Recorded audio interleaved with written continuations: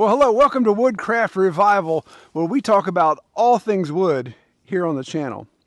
Now, I had a viewer ask me a question and asked if I would discuss high-valued trees, or trees with the most value. So there's a lot to unpack with that statement, so let's dive right into the details. Come with me, join me here in the woods. Now, there's nothing more enjoyable than a walk in the woods on a very brisk morning. Got my little white fuzzy friend to join me here and a good pipe. So I thought this would be a great opportunity to discuss this. Now, when it comes to high value, that term can be pretty broad. And I think the intent of the viewer was to say, when I talk about high value, we talk about kind of cash value or appraisal value, something that could translate directly into income versus what do I value this stand of timber personally. So cash valuation is how I want to take the subject of this video. I'm going to assume that all of you guys watching that are interested in this video are curious about cash valuation, or you've got a timber stand yourself that you possibly want to sell at some point. Now, before we can start assigning dollars per board foot or tonnage, we have to address a lot of things that go into, a lot of factors that go into determining the values of trees. And so for you all the viewers who are not standing here in West Virginia where I am, results may vary. It would be disingenuous for me to say, hey, if you've got a poplar tree on your place that's this diameter and this size and thus has this many board feet in it, it should be valued at X for you. That would not be accurate at all. So before we get into dollars per board feet, I want to address 5 top factors, what I think are the top 5, that will have a dramatic effect on the potential income per board foot or per tonnage. Well, number 1, and the most important factor, I think, is region. And by region, what do you have around you? Are you close to a lot of sawmills? Are you close to a lot of pulp processing? What's going on in your region will definitely determine how valuable that timber can be. Well, the second factor, and I think is just as important, is the size of the potential harvest. And by that I mean, when you look at the amount of timber that you are going to allow to be processed off your place, to be harvested off your place, the size of that, the larger it is, the more profitable it can be for you, simply because of the economy of scale. The timber guys, the harvesters, are going to come in and say, well, it's going to cost me a minimum of X to bring all of my equipment to your property to collect trees. So whether I collect 10,000 board feet or 1 million board feet, it's going to require the same amount of equipment. So the larger the scale, the more profitability you can have, because it's going to cover those costs and spread that out over the board feet. So 1 million board feet is going to have X amount of cost per board foot versus 10,000 board feet would have a much more cost per board foot. Well, the third factor is accessibility. How accessible is that stand of timber that you're offering?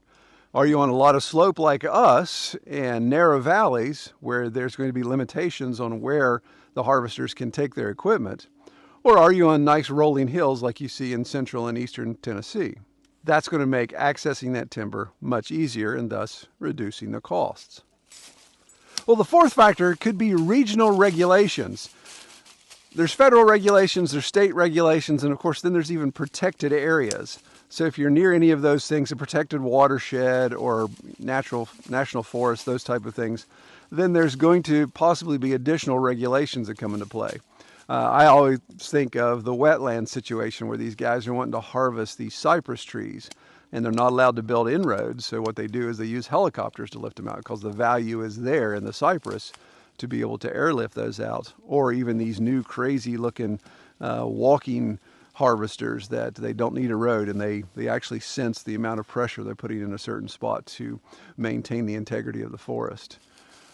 So regulations may say, well, it's going to be much more expensive to come into your tract to harvest this stuff, so your profit margin is going to be much less. Well, I think the fifth factor that affects, and this is kind of a crapshoot because you just don't know where it's going to be, and that's the value of timber. When we look at the futures market or the commodity market, where does timber value stand at the point of sale? Not necessarily the point of harvest or the point where you decide, hey, I think I want to sell my timber. What are the timber prices right now? It's at the point of actual transaction. What are the values of timber? And you may be saying, wait a minute, Troy, isn't the quality of the tree itself super important? Yes, it is, and we'll get into that in a second. But that's kind of drilling down to the specifics of the individual tree. So I mentioned the market value of timber, and that really plays into the potential profits you can get on timber. And we can look at high up, 40,000 foot elevation and kind of drill down. So if we go to the highest, then we actually look at the commodities market. What are the timber futures like? Now, I pulled the 5-year before coming out here in the woods to see, and we're seeing a reduction. We're down almost 20% over the last 5 years. And of course, a lot of that can be contributed to the COVID spike. Timber spiked really high at COVID, and we're seeing the downslope of that. So the next level down would be to actually look at timber valuations, the reports that are being generated and available to the public. So there's a website, timberreport.com, that I use that gives some of that information, and they're gathering reported data from around the region. So they're looking at region and type of timber, and they kind of break it into 5 categories, 4 of which we're going to focus on, and that's pulpwood for soft and hardwood, millable wood for soft and hardwood. Those are the 4 we want to look at, but then there's also what they call chip and saw, which is this smaller diameter wood that can be chipped or can be used to mill dimensional stuff like 2x4s, 1x1s, those type of things. Millable, but on that really small end size. So when you look at kind of softwood for pulp and softwood for milling, hardwood for pulp and hardwood for milling, those are the 4 categories I want to check out right now with you guys. So I could just spout off a whole bunch of numbers, but I don't think that's going to be helpful. I'm going to provide a link to this site so you guys can check it out for yourselves and see regions and those things that pertain more to you. But these numbers standalone aren't really going to mean that a lot to us anyway, so I really want to point out some of the gaps, some of the margins based upon region and based upon that wood type. So I've got my report here and just pulled out what I think is important. So let's look at an example. So I pulled the state of Florida and the state of Tennessee to compare.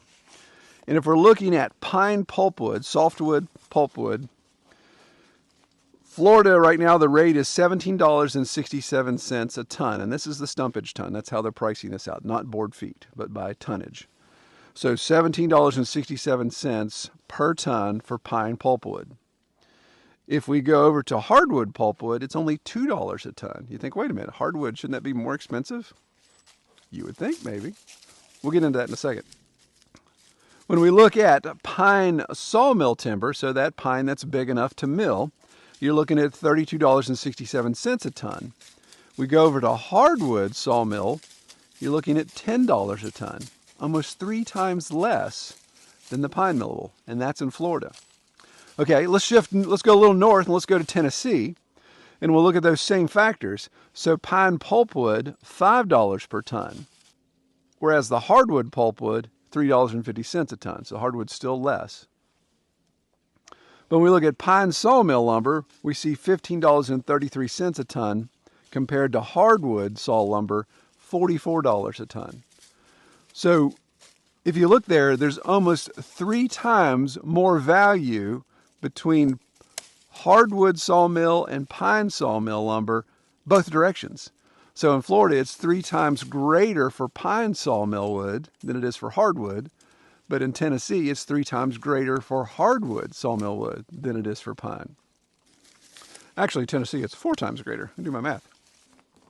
So I think it's interesting to look at those gaps and think, okay, why is that the case? I would have thought hardwood, anything would be more expensive. Well, I think for the hardwood pulp, it may just come down to who needs to use hardwood pulp. Pulp mills are, of course, doing paper products. They're doing strand board. They're doing all kinds of things. So do they really need hardwood? Is there a lot of application for that? Is it more of a pain in the butt to work with? The lignin composition, I don't know. I don't know anything about pulpwood other than they chop it up and use it for products. So I'm sure there's a lot of factors that come in and say, well, pine and softwoods are where we are. That's where we want to be. We really don't have a lot of use for hardwood. You may be wondering, well, why is Florida hardwood so devalued compared to the Appalachian corridor? Well, I can imagine, I'm just going to speculate, that there's probably not a lot of hardwood sawmill production in Florida. That's going to be reserved to the Appalachians, where the largest concentration of great sawmill hardwood is located. So that's that regional aspect I was talking about. If you have a nice hardwood stand in Florida, it may not have nearly as much value as my hardwood stand here behind me. But if you've got a ton of southern pine, you may be sitting in tall cotton. In fact, you may discover that I've got a scrubby patch of softwood here in the south, and I don't think it's any value, and it actually may be more value per acre. You can whack me with that stick? It could be more value per acre than the same acreage covered in hardwoods. That is a lovely specimen of a white oak. All right, so let's drill down even more and get to species specific, because I think that's really the heart of the question that was asked. So I'm going to stand here in the shade of this lovely white oak, and let's pull out my numbers again. So that same website has detailed information all the way down to the species, and they're pulling reports from 3 states, Eastern Tennessee, North Carolina, and West Virginia, I believe, are the ones. So these dollar amounts are based on board foot, but 1,000 board feet. So this is price per 1,000 board feet. The highest. I wish this was interactive and live so you guys could guess what you think the highest hardwood valued species is right now, which doesn't surprise me. That is black walnut, currently valued, according to the site, at $735 per board foot. That's the highest. Well, what's the lowest in hardwood? Well, the lowest in hardwood is the cucumber tree, which is $125 per board foot. You know, I've never really thought about cucumber tree as far as timber value. I've got some here on the property, never milled any.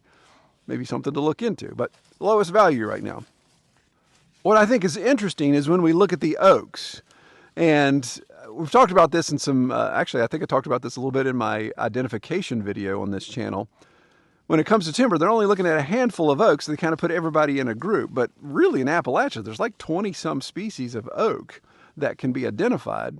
But when it comes to timber prices, we're just going to narrow that down greatly. So when we look at white oak compared to the other oaks, we see that white oak is $575 per 1,000 board feet. Compared to the next one down in value, which really surprised me, was chestnut oak. I found that curious. $375 per 1,000 board feet. Around here, our chestnut oaks are basically like drinking straws. They hollow out in the center, so maybe that's what makes them valuable, that you can find some that aren't hollow in the center. Next is red oak at $225, black oak $185, and scarlet oak at $150. So why is that? Why do you think white oak is that much greater than all the other oaks? Well, from my understanding and my experience, that it's because of the barrel stave market, that right now, whiskey and other spirits that are produced and aged in barrels, they want white oaks, that the white oak barrel is the most ideal to finish high-end liquor. And you could even get deeper into this, that there's specific types of white oaks, not necessarily species related, but style, growth and conformation related. Like this one would be a good barrel stave. 18 inches or greater at the chest, no limbs for like 30 feet, that type of thing. There's all kinds of factors that get into that. So this would be a high value tree compared to, I don't know, this small clump of white oak over here. I don't think you guys can see that. Maybe some of the smaller ones behind us there. Some other data I found interesting was that black cherry is only $175 per 1,000 board feet. Some regions, black cherry is way more common than others, so maybe that's coming into factor there. And then ash, only $165 a board feet. Now here in my region in central West Virginia, ash I think would have to be much higher simply because there's not much left. The emerald ash borer has just eradicated it in our area. I don't think I have a single live ash tree anywhere on the property that I've been able to identify. So at 165, maybe that's going to be creeping up even more here in the next couple years. And one other thing I found interesting was the difference, the small difference between hard maple and soft maple, sugar maple, red maple, those type of things. That difference is only $50. So you're looking at $200 to $150 per 1,000 board feet. So I was surprised that gap is as small as it is, because I know sugar maple is coveted in a lot of high-end furniture manufacturing, whereas the red maple still used in furniture manufacturing, but it's all the non-visible things, the stuff that's hidden. So maybe it's volume that makes that price greater for red maple. Another point we have to consider when we're looking at value of species is that that's going to change. It's a volatile market. It's going to change based upon demand. And the one thing that sticks in my head, I think maybe about 10 years ago, I don't think it really affected white oak because of the barrel market, but when we looked at the other oaks, the trend in kitchen cabinetry going away from the open grain, darker look to more of the country style where it's smooth grain or painted white or a maple finish. So that cabinetry, the demand leaned more toward the maples and the other closed grain woods and got further and further away from the typical, like the red oak. Red oak was very common for kitchen cabinets. So there's trends that can affect the value that may make things get higher or lower over time. So what does this info really mean to us that have a woodlot or a timber stand? Is there any benefit? I mean, can we really turn this knowledge into cash or help us navigate that? Well, yeah, it could give us a rough, and I emphasize rough, estimation of what we do indeed have. Like I know this area we're standing is primarily white oak. So I got a rough idea, okay, per acre, the volume of white oak per everything else is greater. So this small section of forest has greater value to it than maybe some of our other sections. And this may help not only in a large sale, but there's some opportunities, and my goodness, I want to put an asterisk by this. There's some opportunities where you individually can do small harvest timber, like, literally 4 or 5 trees at a time, take them to a local buyer who's going to give you cash for those. Now that is fraught with all kinds of details and concerns, and that's a whole nother video. Maybe one of these days we'll test that. We'll try to cut one down and take it to a local buyer and just see how it goes. I think another area where this will help out a lot is as you look at managing your forest, if you're going to do that, it may help decide what you're going to harvest for yourself or take out to open up the canopy or to clean up the canopy versus what you're going to leave behind. And I'm not just necessarily talking about timber value. There may be other benefits, like we do agroforestry, silvopasture, open pasture land, firewood production. All of those things can come into that. So for example, there in the foreground, close to you guys, you see this big fish belly tree. That is a sugar maple. So that tree has no timber value to it because of that fish belly. And I don't know if you saw Timber sticking his nose into a big inclusion there. It's actually even hollow somewhat at the base. Probably a critter living in that. So that really has no value. Maybe pulpwood, but as we talked about, hardwood pulpwood has no value in our area. So do I keep that tree or do I get rid of it? Do I put it out of its misery? Well, the simple fact that it's sugar maple, that's a good maple syrup production tree. So maybe I leave it because it has a lot of friends around here actually. Here's a red maple. Here's another sugar maple. There's a red. And I know there's 4 sugar maples right back there.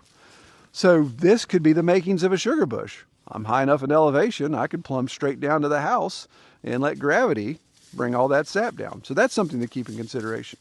So if you're managing your timber stand, this could affect how you manage that. So for example, nice white oak here, nice white oak here, kind of close to one another. Are they going to compete with one another? Yes, absolutely. From a timber's perspective, you actually want that. You want that tighter canopy because it's not going to allow a lot of offshoot branches to come out and devalue that tree. I've shown multiple times on our other channel where we've cleared out silvopasture area and it creates these trees can then have the opportunity to grow much lower branches and produce mast, which is great for the pasture side, but it's not great for timber. So maybe we leave competing, keep things a little tighter when they're clean. But then we look at something like this poor white oak, he's had the whole top broken out of him. So he's actually causing issues. Is he taking up space for a couple of these other saplings that have nice little oak sapling right here, a little sugar maple sapling right here that has the potential to grow into something more. So maybe we take him out in order to allow these to grow better. If you're a firewood harvester, right now for us, my goodness, deadfall and dead on the ground would keep us stocked with firewood for decades, probably an endless cycle. But you can look around and say, what's diseased? What has a really bad canopy top to it? Or what's broken? What has a bad fork? Or has an inclusion at the bottom that's going to cause core rot? Maybe you harvest those for firewood and let the other ones continue to grow for potential timber value. Interestingly enough, a little side note, where I'm standing here, you see a lot of these dead stumps. This is from timber that we had done 24 years ago. So this area was timbered and it's already come back nicely. We could definitely timber it again. I think this information is also helpful if you look at a very long-term timber management plan. So let's say you decide, hey, I've got an area that we're clearing out or was cleared for some reason, or a fire came through, whatever the situation may be. You say, I'm going to come back and I'm going to plant a whole bunch of black walnut seedlings or a whole bunch of white oak seedlings, something like that you're planning for the next generation. You could take it to that extreme. That's something that personally I'm not into. I really like the natural seed bank.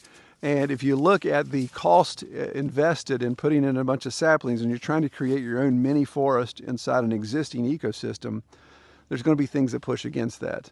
I would much rather come through and say, what's the value of this sapling? It's already 4 or 5 years old. Maybe I let it continue to grow and just take out some of the competing, like this little hickory here. Maybe I take out this little hickory here because I don't want hickory in this spot where I see it's actually got a pretty bad scrape from a deer that's going to affect its value.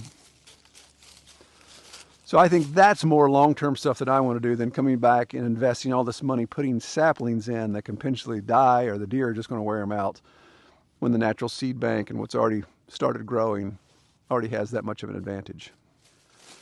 So if you've got a stand of timber and you're interested in trying to value it better, I think there's things you need to obviously know how to do. And first and foremost is you need to be able to identify the trees. Now, we've done a video already on this channel about how I identify trees and some of the tips that we use. But then also just looking at specific or peculiar elements in a tree that may either add value or take value away. For example, this white oak right here, that's the strangest looking white oak in the world. What's going on here? Well, it's got all kinds of inclusions. Something's happened here. So whether it's been pests, whether it's been an animal, whether it's just been natural disease that's gotten in here into the cambium and has affected the growth of this trunk. From about here up, it's a normal looking tree. Down here, it's got all kinds of weird stuff going on. Does that increase the value of the tree or decrease? Well, it really depends on who the buyer is. If this was a wholesale timber situation, they're not even going to mess with this thing. They're just going to skip it. They're going to leave it standing here. If I had a woodworking market that I was able to mill and dry, then this could have extreme value as a live edge or a slab, simply because the grain in this oak is going to be doing some crazy twisted things. And you get this to the right guy, he's going to turn this into a $10,000 dining room table or something like that. So obviously there's a lot of variables that got to come in before you can say, oh, I've got a $10,000 tree sitting here. A lot of variables that come into that, and a lot of marketing and a lot of sawing and a lot of production that has to be taken care of. But you can start to identify unique elements that increase potential value based upon the potential buyer. So I encourage you, the best way to do this is just get out in the woods and practice and just enjoy the woods. Just figure out what you have, identify what you have, look at some things, unique elements, inclusions, disease, look at deadfall, look at all of these things, and figure out how the best way you want to manage that based upon your goals. Well, I hope you found this information helpful. I hope it answered the question. And man, I just can't stress enough, I pray you get time to be out in God's beautiful creation and then just enjoy what He has. Thank you so much for watching. We'll see you next time.